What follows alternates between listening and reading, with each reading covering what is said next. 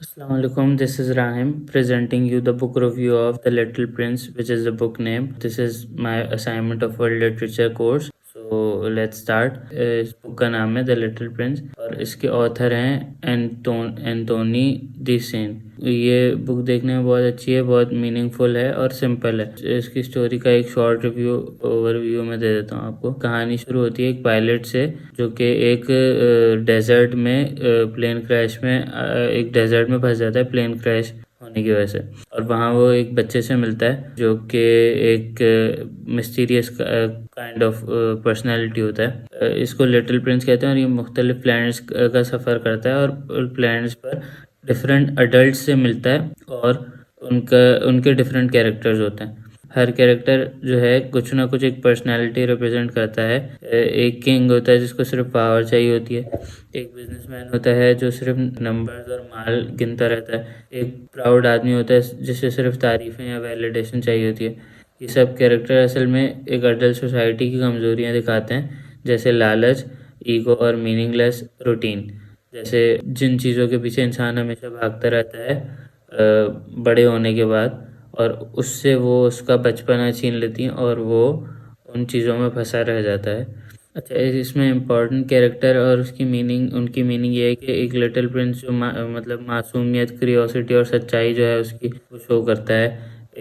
जैसे इसमें रोज़ कैरेक्टर जो है वो प्यार और अटैचमेंट और इमोशनल रिस्पॉन्सिबिलिटी शो करता है। और फॉक्स ये दिखाता है कि असल चीज़ें आँखों से नज़र नहीं आती और इंसान का जो बचपना है वो उसको खोना नहीं चाहिए, क्योंकि वो उसका एक रियल स्पार्क होता है जो कि अगर वो खो दे तो वो बहुत सी चीज़ें खो देता है और वो एक जिंदा लाश बन जाता है। बुक की मेजर थीम ये है कि बच्चों और बड़ों के सोचने का फ़र्क है, तन्हाई और दोस्ती और प्यार, बेसिकली रिलेशनशिप्स। क्या आप रिलेशनशिप्स कैसे बिल्ड करते हो? कभी कभी आप कुछ चीज़ों की तलाश में इतने आगे बढ़ जाते हो, पावर की, माल की तलाश में इतने आगे बढ़ जाते हो कि आप बहुत से अजीज रिश्ते पीछे छोड़ देते हो। और ये कि हम ग्रो करते हैं, बड़े होते हैं और हम इमोशनल वैल्यूज़ भूल जाते हैं। इस बुक से हमें ये सीखने को मिलता है कि हर चीज़ लॉजिक या पैसे से मेजर नहीं होती।